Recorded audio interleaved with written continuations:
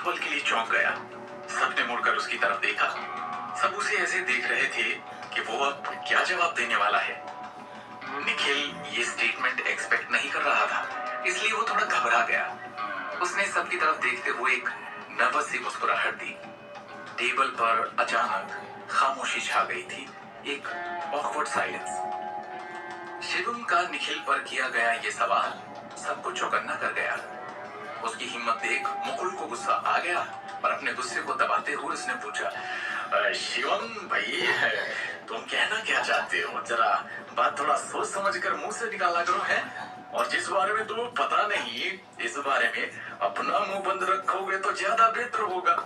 भाई एक food truck चलाने वाला जिसने स्टार रियल एस्टेट कंपनी के बारे में सुना भी नहीं होगा।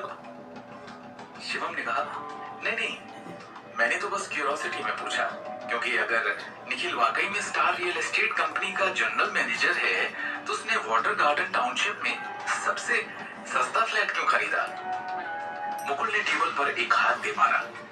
क्या कहा तुमने मेरे दामाद पर सबसे सस्ता घर खरीदने का आरोप लगाने की हिम्मत कैसे की? नकारा दामाद तुम हो, 1 लाख खर्च करने की औकात नहीं है तुम्हारी। सब लोग मुकुल का गुस्सा देखकर पत्थर से हो गए। सबकी शक्ल पर डर और हैरानी के एक्सप्रेशन थे। शिवम ने आज दोपहर ही स्टार रियल एस्टेट कंपनी के जनरल मैनेजर अविनाश नारायण से मुलाकात की थी, तो एक और महाप्रबंधक अचानक कहां से कैसे प्रकट हो सकता है? कुछ लोगों में क्षमता नहीं होती, फिर भी वो दूसरे लोगों को ईर्ष्या भरी निगाहों से देखते हैं। मुकुल ने शिवम की ओर देखते हुए कहा, शिवम गांधी नाम है ना तुम्हारा?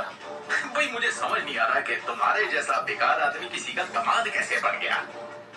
जैसे कि इतना काफी नहीं था, अपनी पत्नी के सामने इज्जत कमाने की तुम्हारी काबिलियत नहीं है, और ना घर खरीदने के लिए पैसे। तुम तो बस एक जोक हो जो अपनी पत्नी की मेहनत पे जीता है।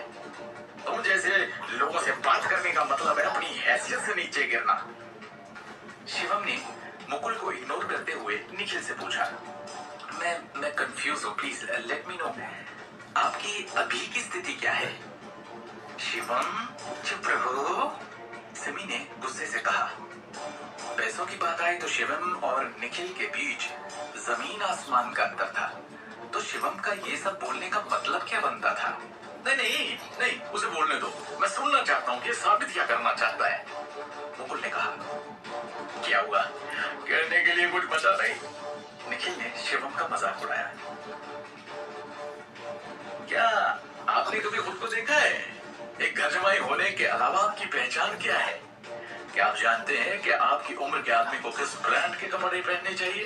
क्या आप जानते हैं कि किस तरह की घड़ी आपके कपड़ों के साथ मैच करेगी? क्या आपको ये आइडिया है कि आपको किस तरह की कार चलानी चाहिए? तुम्हारे लुक्स और पर्सनैलिटी में तो कुछ है नहीं। मैंने जो बात बोली वो तुम्हें जिब्रिश लग रही होगी। मेरे जैसे एजुकेटेड भी तुम नहीं हो। निखिल ने निर्दयता से कहा, जैसे वो किसी सड़क छाप इंसान से बात कर रहा हो। समझ सकता हूँ मैं कैसा फील कर रहे हैं आप। आपके जैसा कम कमाने वाला कोई आदमी मुझे शब्दों से हराने के बारे में कैसे सोच सकता है? मैं आपसे हर मायने में बेटर हूँ, एक्सेप्ट कर लो। निखिल ने अपना सिर हिलाया और व्याख्याता के स्वर में बोला। शिवम ने मुस्कुराते हुए जवाब दिया, वो सब तो ठीक है, लेकिन आप जो इस बात पर अड़े हुए हैं कि आप स्टार रियल एस्टेट के जनरल मैनेजर हैं, मैं ये जानना चाहता हूँ कि ये बात अविनाश नारायण को पता है? अविनाश नारायण? तुम अविनाश नारायण को कैसे जानते हो? निखिल का चेहरा क्रोध और शर्म से भरा था। भाई निखिल बेटा, ये कौन है ये अविनाश नारायण? मुकुल ने पूछा। निखिल के बदले हाव भाव को उसने भी नोटिस कर लिया था। हाँ, वो अविनाश नारायण। निखिल का चेहरा शर्म और गुस्से से भरा था। उसे समझ नहीं आ रहा था कि कहे भी तो क्या। वो ये नहीं कह सकता था कि Avinash Narayan star real estate का जनरल मैनेजर है, क्योंकि ये कहना खुद के मुंह पर थप्पड़ मारने जैसा था। शुरू में वो अपनी क्षमता के बारे में शेखी बगाड़ना चाहता था, लेकिन उसने ये उम्मीद नहीं की थी कि शिवम जैसा आदमी वास्तव में ये जान पाएगा कि स्टार रियल एस्टेट कंपनी के जनरल मैनेजर को जानता होगा। पर अगले ही पल उसने सोचा कि क्या हुआ अगर शिवम अविनाश नारायण को महज जानता भरे ताकत दिखाने की बात आए तो अब भी निखिल का पलड़ा उस बेवकूफ शिवम से भारी है। अविनाश नारायण मेरे बॉस हैं, स्टार रियल एस्टेट कंपनी के इंचार्ज जनरल मैनेजर। सिमी मुस्कुराई और तुरंत समझ गई कि क्या चल रहा है। उसने कहा, ओहो, पर बेटा तुम तो कह रहे थे कि स्टार रियल एस्टेट के जनरल मैनेजर तुम हो। हाँ, तो मैंने झूठ थोड़ी कहा, मैं स्टार रियल एस्टेट कंपनी का जनरल मैनेजर हूँ। निखिल ने खुद को थोड़ा कंट्रोल किया और सबको समझाने की कोशिश में उसने कहा, मैं स्टार रियल एस्टेट कंपनी की नॉर्थ सिटी ब्रांच का जनरल मैनेजर हूँ। दरअसल सच्चाई ये थी कि वो इस कंपनी के सिर्फ एक ब्रांच का मैनेजर था। वो तो बस अपने सास ससुर के सामने एक अच्छी छवि बनाना चाहता था और दृष्टि को नीचा दिखाना चाहता था। हाँ, तो निखिल ठीक कह रहा है। हाँ भाई, वो एक ब्रांच कंपनी का जनरल मैनेजर है, इसमें क्या गलत है? मुकुल ने कहा, शिवम तुम्हें क्या लगता है पोस्ट वाली बात का बतंगड़ बनाकर तुम निखिल को नीचा दिखा सकते हो सिर्फ इसलिए कि तुम उसकी कंपनी के इंचार्ज का नाम जानते हो? तो चलो जरा ताकत की बात कर लेते हैं। मुकुल ने व्यंग्यात्मक रूप से कहा, निखिल के पास बहुत पैसे हैं, उसके पास एक नाम है, रुतबा है, ये सब नकली नहीं है। भले ही वो मुख्य कंपनी का जनरल मैनेजर ना हो, इतनी बड़ी कंपनी की नॉर्थ सिटी ब्रांच का तो है ना भाई, ये क्या छोटी बात है? मैं समझ गया तुम क्या करना चाह रहे हो। कहीं से कंपनी के जनरल मैनेजर का नाम पता चल गया तो खुद को बहुत काबिल और जानकार साबित करना चाहते हो, है ना? मुकुल ने ठंडे मुस्कान के साथ कहा। सिमी ने बात करना बंद कर दिया और शिवम को ठंड से देखा। अब मैं जरा क्यूरियस हूं, तुम बात तो ऐसे कर रहे हो जैसे हमारे जनरल मैनेजर को काफी करीब से जानते हो। निखिल अपने होश में आया और शिवम को एक उच्च और शक्तिशाली दृष्टिकोण से देखा। उसने संदेह से पूछा, तुम्हारे जैसा मामूली सा असिस्टेंट अविनाश नारायण को कैसे जानता है? अब ये मत कहना कि तुमने कहीं से एक बिजनेस कार्ड उठाया और उसे जानने का नाटक किया। आजकल युवाओं के पास खुद तो काबिलियत है नहीं, वो हमेशा सोचते हैं कि किसी ऐसे व्यक्ति को जानना बहुत अच्छा है जिसके पास काबिलियत है, फिर वो खुद काबिल होने का दावा करते हैं। मुकुल ने भी व्यंग्यात्मक ढंग से कहा, मैं अविनाश नारायण से परिचित नहीं हूँ। शिवम ने शांति से कहा, पिछली बार जब मैंने वाटर गार्डन में घर खरीदा था तो उन्होंने प्रक्रियाओं में मेरी मदद की थी, ऐसे उनके बारे में पता चला। क्या ये तुम अभी भी ये कहना चाहते हो कि तुमने वाटर गार्डन में भी घर खरीदा है? मुकुल ने गर्व से मुस्कुराते हुए कहा। ये सुन के तो सच लगता है, लेकिन क्या तुम अफोर्ड कर सकते हो? क्या तुम जानते हो वाटर गार्डन में घर कितने महंगे हैं? तुम अभी भी इस बारे में शेखी बगाड़ने की कोशिश क्यों कर रहे हो भाई? निखिल ने गर्व से हंसते हुए कहा, हद कर दो यार, तुम्हें अपनी पढ़ाई करनी भी नहीं आती। ऐसे तो मत करो कि समझ आ जाए कि तुम खामियों से भरे हो। अविनाश नारायण सर हमारी कंपनी के सबसे बड़ी हायर अथॉरिटी हैं। उनकी हैसियत जानते हो? आमतौर पर बड़े बॉस मुख्य कंपनी में जाते हैं, नारायण सर केवल अपने सेक्रेटरीज को प्रक्रियाएं देने के लिए भेजते हैं। निखिल ने तिरस्कार के साथ कहा, तुम अभी भी ये कहना चाहते हो कि तुम्हारे घर खरीदने की प्रक्रिया को इतने बड़े आदमी ने संभाला, वो भी पर्सनली? तुम्हें क्या लगता है कौन हो तुम? शिवम, शांत बैठ जाओगे तो मर नहीं जाओगे तुम। बंद करो अपनी डींगे मारना। सिमी ने गुस्से से चिल्लाया। उसका चेहरा शर्म और क्रोध से लाल हो चुका था। सबकी नजर में शिवम सिर्फ एक झूठा फरेबी इंसान था जो बड़े होने के चक्कर में बस मूर्ख बनाया जा रहा था। जाने दीजिए सिमी भाभी जी, माफ कर दीजिए शिवम को। अरे दामाद है आपका, गुस्सा क्यों करना भाई, जवान खून है, अपनी उम्र वालों से प्रतिस्पर्धा वाली भावना आ जाती है। मुकुल ने अजीब स्वर में कहा, लेकिन शिवम बेटा ये सही नहीं है, तुम्हें अपनी हदें पता होनी चाहिए। मुकुल ने कहा, अगर तुम अपने मुंह से अपनी बड़ाई करते जाओगे तो दूसरे तुम पर हंसेंगे बस। निखिल मुस्कुराया।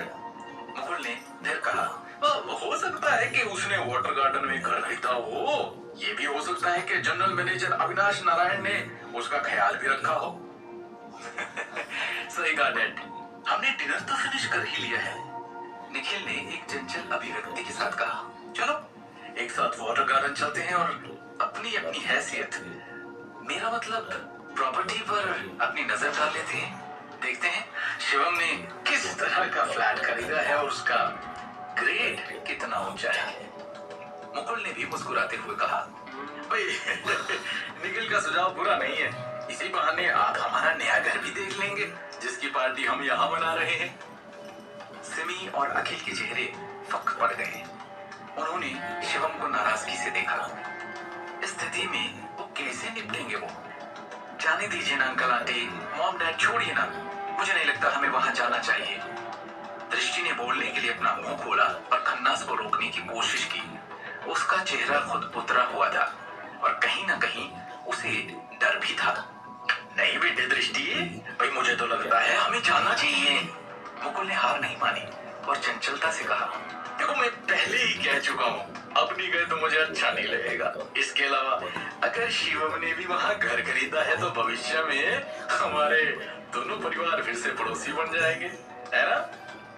हाँ चलिए देख ही लेते हैं, शिवम ने शांति से कहा। हाँ बिल्कुल। मुकुल मुस्कुराया और नीचे जाने के लिए उठा।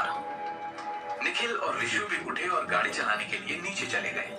जिद्दी और बेवकूफ हो तुम, खुद को मुझसे बेहतर साबित करने के लिए कितने नाटक करोगे? चलो पोल खुलेगी तुम्हारी अपनी फैमिली के सामने।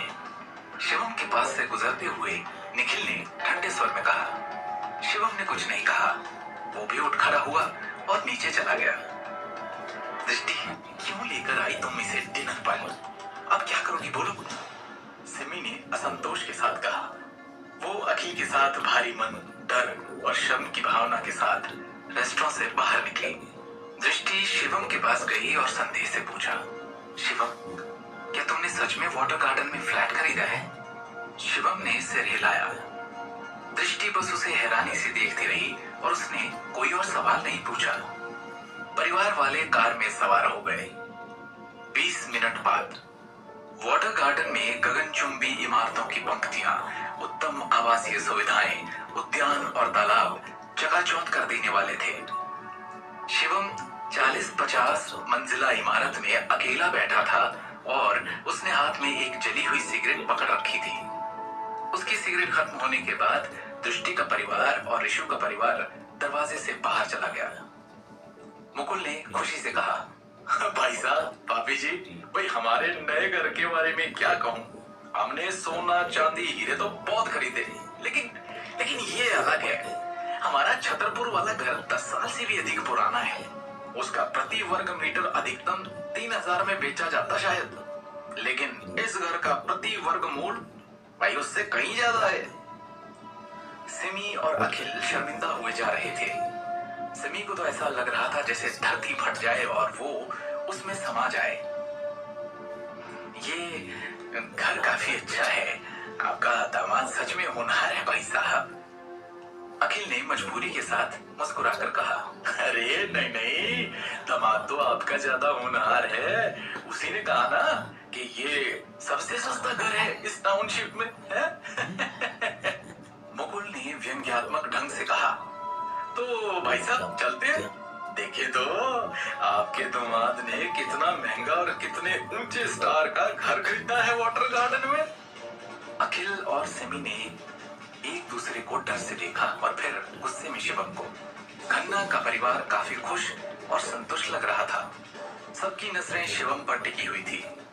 सिमी को पता था कि उनकी इससे ज्यादा बड़ी बेइज्जती जिंदगी में कभी नहीं होगी, क्योंकि वो जानती थी कि शिवम की फ्लैट खरीदने की औकात बिल्कुल भी नहीं थी। सिमी मन ही मन ये प्रार्थना करने लगी कि हे भगवान, शिवम को उसकी बेटी की जिंदगी से जल्द ही निकाल दे ताकि उसे इतनी बेइज्जती न सहनी पड़े। सब शिवम का इंतजार कर रहे थे कि वो उन्हें अपना फ्लैट दिखाने लेकर जाए। सबके चेहरे पर एक व्यंग्यात्मक मुस्कान थी।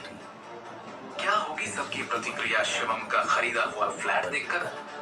क्या शिवम उन्हें अपना फ्लैट दिखाकर अपनी बेइज्जती का बदला ले पाएगा? क्या होगा जब वो अविनाश नारायण से मिलेंगे?